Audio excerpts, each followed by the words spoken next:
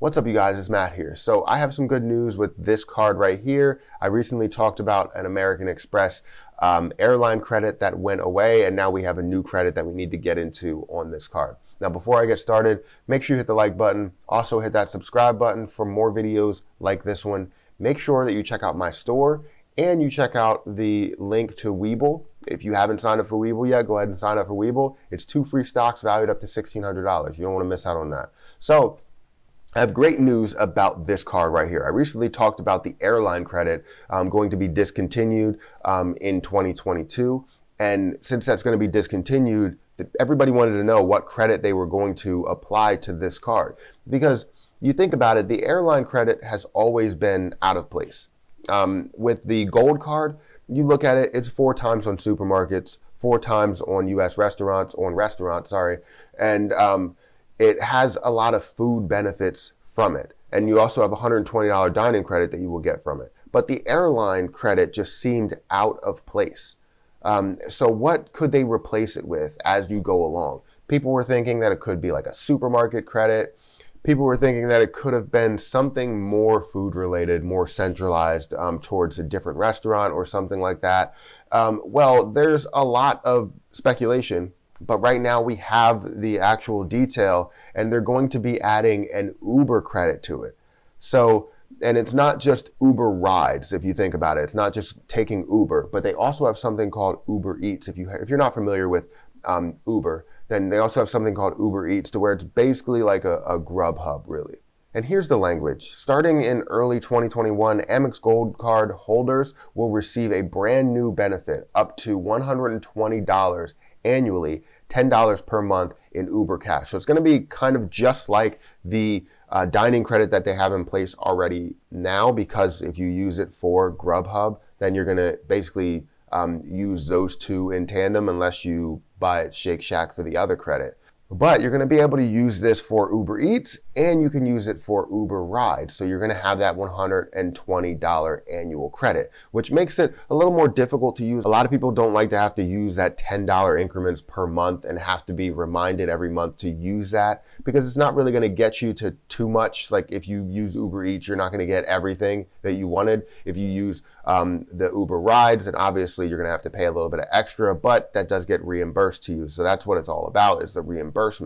But that's every month that you would have that $10. So you have to worry about using that credit. Right now, I struggle with using the dining credit sometimes. I was using it for gift cards, and it doesn't work now. It doesn't trigger the credit. But I've been using it for actual Grubhub, and I've been paying a little bit extra. So I would use the $10, and then I would also pay a little bit extra on top of that, because my meal would obviously cost more than $10. So that's the exciting news, that they're going to be adding this credit. Now, I would have preferred a supermarket credit. That would have been amazing. Just adding on an extra $10 per month, people will use that easily. You know, they'll spend at supermarkets and they'll get that $10 back. That would be amazing. It would make it the supermarket card of the year. I don't understand why they decided to add all of these Uber credits. And it's not just going to be Uber credit on the gold card. I hear it's going to be added to the green card, the gold card, and obviously the platinum card. So if you're looking at these, yes, you're getting $120, but it's still $10 per month. It's more difficult to spend when you're not always using Uber. Like, I could tell you, never use Uber. I've used it twice in my life.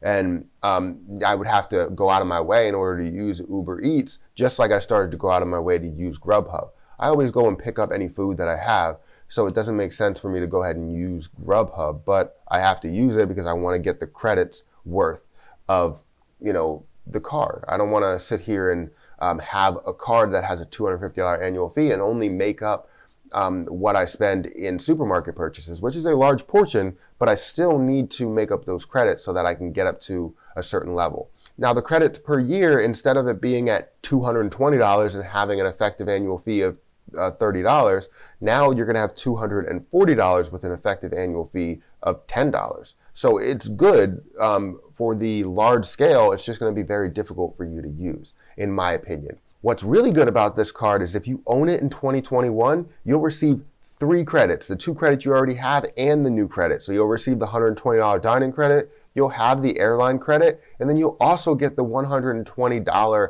Uber credit. So you're going to get $340 worth of credits. That's crazy to say that you will get that much, especially at a $250 annual fee. So if you could find a way to use all of those credits, some people can't use the airline credit. Some people can't use these $10 per month increment credits. So it makes it very difficult to use, but you still have $340 out there that you can use in 1 year. And then after that, it's $240. But if you could find a way to use that, you're going to gain a lot of value out of that card. So that's the breakdown of this card. People are excited about the fact that they have this Uber credit.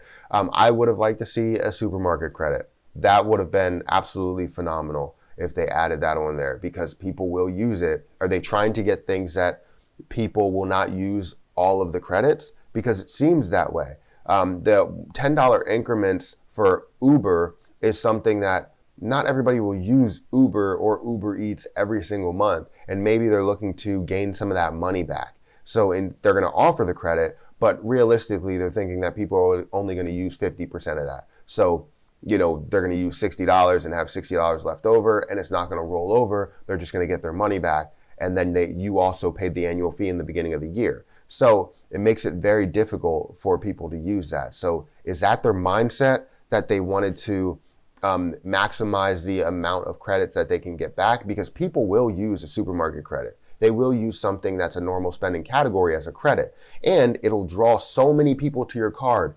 I don't understand why they don't do that. A supermarket credit, they'll draw so many people to their card. I'm telling you, it would make it that much easier. But I guess that's not the case. We have the new credit. I'm still keeping the card. We'll see how this plays out in the next year or so. But that's my video for you guys. Let me know what you think about the new credit down below. If you have the card, let me know what you think about it. If you feel like they did something wrong here, because this is basically like the Grubhub credit, let me know. I call that the Grubhub credit because I wouldn't use it for Shake Shack or Cheesecake Factory or anything, because we don't have any, so I don't use that. So I call it the Grubhub credit. But let me know what you think about this new Uber credit. I really want to know your thoughts on it. But make sure you hit that like button if you could. That would help me out so much. Also hit the subscribe button for more videos like this one.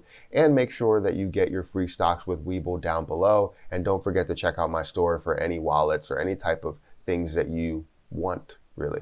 So that's it, guys. Thank you so much for watching. I'm going to get out of here, and I'll catch you guys in the next video.